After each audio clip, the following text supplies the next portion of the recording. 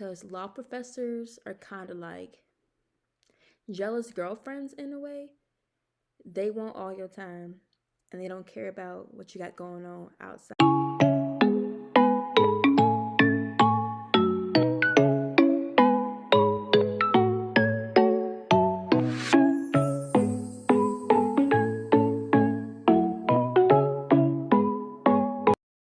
Hey, hey, it's the Black Elwoods coming at you live from a desk near you.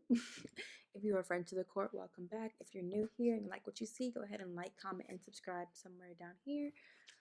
Today we're going to talk about how to study in law school. And if you made it this far in your educational journey, you're probably looking at me like, girl, what? And a few years ago, I would look at you the same way. But it's not the same way that you study in undergrad. And if you think that, okay, you're wrong. So, law school scheduling, you have to be crafty. And what I mean by crafty, you only have 24 hours in a day. Law school's gonna try to take up 20 of those hours if you let it. Don't.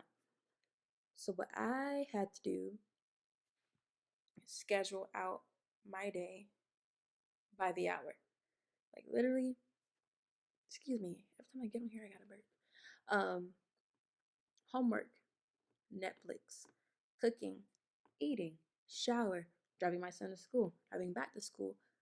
Any minute that's accounted for into my schedule. I leave because I am a mom. I leave a little bit of leeway, a little wiggle room because life happens. But for the most part, my day is extremely structured. And even with doing homework, don't just put homework from 4 to 6 because you'll find yourself kind of just like aimlessly going through your books and your notes, but you're not really studying. And by the time you really get in the groove, those 2 hours are up. You haven't really done anything. So, what I like to do is, for example, I don't just say we're going to study property. I say we're going to study adverse possession or fee simples, whatever. Torts. I'm not studying torts. We're going to go over negligence per se, criminal procedure, Fourth Amendment, or acceptance of Fourth Amendment. Or even you, for that class, you can break that down even further. Um, what's a search? What's not a search? Uh, Dog searches. You can break that class down in so many ways, but whatever works for you. But what I'm saying is, being vague will get you lost in the woods, in the weeds, and you don't need that. Especially because law professors are kind of like jealous girlfriends in a way. They want all your time and they don't care about what you got going on outside of them. As far as they're concerned, they're the main people in your life.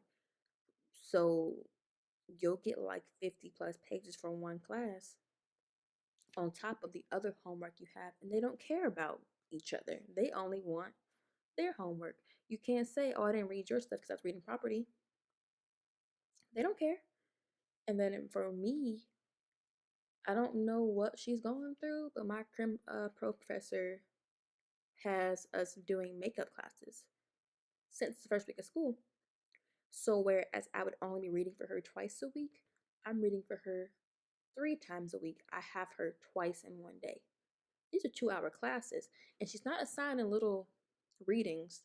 They're 50 pages per class, and if I see you twice in one day, I have to read 100 pages just for you. And she cold calls. So don't you dare not be ready. And if you're kind of lazy, cold calling is crazy enough to where you will be so scared to be called on that you will read. Or be prepared once unprepared one time. That embarrassment you're gonna feel, you're gonna read from now on.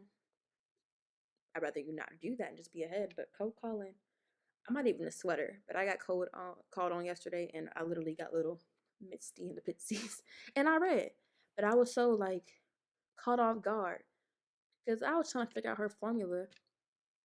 She went from Z's to me. I almost got me to say my name, but I won't. And I was like, girl, all these people got their hands raised. Why are you calling me?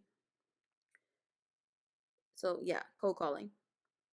And then start your outlines early in the semester. It really does not benefit you at all to do it towards the end, because at that point, are you really studying? No.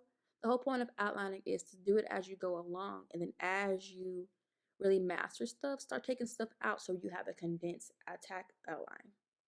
You don't want 40 pages for your final. You don't have time to go through it. It's not helping you. Start early. What I've been doing is after each chapter, and for Crim Pro, low key after each, what do you want to call it? Subsect, searches, warrants, all that. I study those, outline those, flashcards those, Quimby, Barbary is that girl, Quimby's that girl. I'll get to Quimby later. Cali lessons, and most of those are free for 1Ls, either through your school or just by you being 1L. So definitely don't sleep on those. Studicata is $15 a month if you get their program. They're on YouTube for free, but the full videos are $15 a month.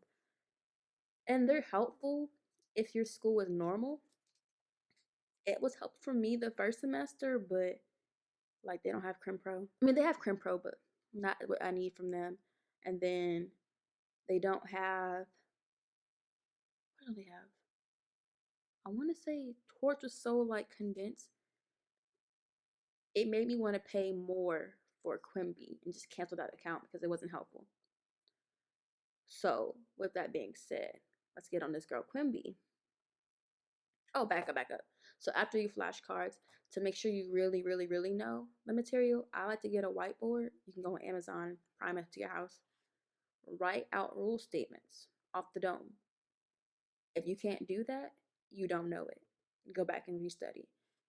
And I feel like you don't know what you don't know until you're forced to tell me what you know. That's why I think of a word, write the rule statement down. If I don't have it, go back to the drawing board. Because on your midterm or on your final, you don't have time to be going through your notes or your book. You need to be able to regurgitate that. So if you can't do that, keep practicing. And definitely practice essays and multiple choice questions early on. If your professors have like a bank of their old exams, do that, because law professors tend to have like a God complex. So yeah, black letter law is technically correct. If you regurgitate that instead of what they have been telling you or the way they said it, you're wrong, because they like to hear themselves talk.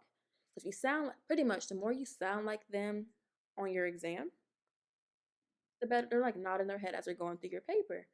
You're probably going to get a better grade because it sounds like something they would say. Even though the black letter law is the same thing, say how they would say it. It makes them feel good. You know, their egos are through the roof.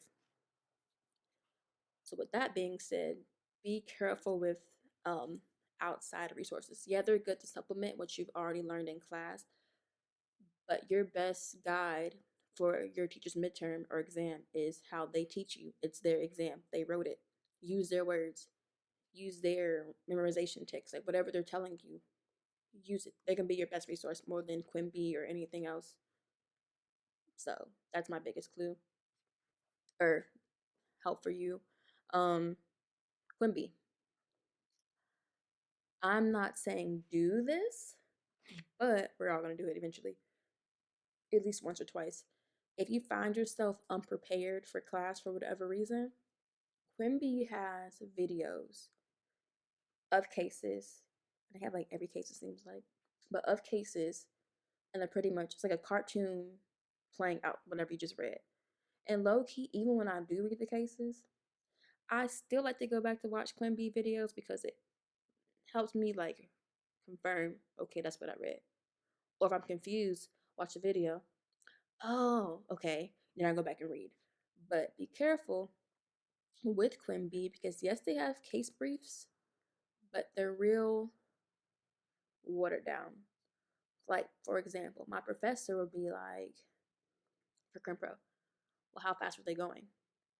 Or where do they live? Or some nonsense that little detail will let her know that you read. It's not in Quimby. They give you the need to know. As far as details go, I would not rely on that too much. Because they'll know that you did not read. What else? And if you don't know how to create a schedule or how to study, see if your school has like a what do you call it?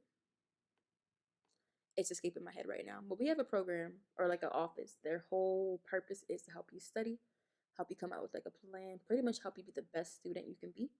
So don't be afraid to ask for help because you're only hurting yourself. That's what their whole job is, to help you. You're paying for it essentially. Might as well use it. Or other students, see how they're studying. Not current students, like previous students. They've already been through the same classes. Ask them for help. But to me, the success for law school is studying early. You're low key even making it better for yourself because we don't all have reading weeks or days. Work smarter, not harder. Build your studying in early so where you're not cramming, pulling all nighters for your tests because you're just gonna forget everything you did. And then I don't know about you, but our exams are cumulative. So me loading and dumping after midterm is not gonna help me at all. I rather study as I go to make sure it's actually up in there. And that's all I have for you. If you have any questions, ask your students at your school, the office, hit me up if you want. Your best advocate for law school is going to be yourself. Do the work. Don't be afraid to ask for help.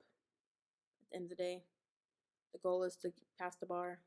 You can't do that unless you're not, or you can't do that unless you're studying. And if you don't know how to study, it's not too late in the semester to turn this thing around. So you got this. There'll be times where you get discouraged and kind of unmotivated. And I think I'm kind of there right now. I don't know what's going on, but I'm kind of just over it. But you have to remember your why and why you're here. And that'll kick you into gear to get remotivated. Like I had to put a picture of my son on my desk and on my vision board above it. So I make it a point to study at my desk. So whenever I feel like rolling back over and getting in that bed, I'm gonna roll over and pass the picture of my son. I'm just like, you gotta push through. So whatever your why is, your mama, yourself, the job, the accolades, the money, whatever drives you to finish, keep that at the forefront of your mind because law school is draining and it's draining. It's a journey that no one really understands unless they've been in it. So I understand if like no one else gets your stress, but push through. Think of the ancestors. I don't know. Just push through. It's a marathon, not a sprint, but it's only 3 years of your life. And I'm really talking to myself right now. It's only 3 years of your life. And it's going by quickly, to be honest. Second semester of 1L. The year, like, it's February. We got a couple more months left, and then I'm going to be a 2L. Like, it goes by fast. Just remind yourself while you're here what made you want to apply to law school and keep that at the forefront. You're going to need it. If you like what you saw, go ahead and like, comment, and subscribe, and I'll see y'all next time.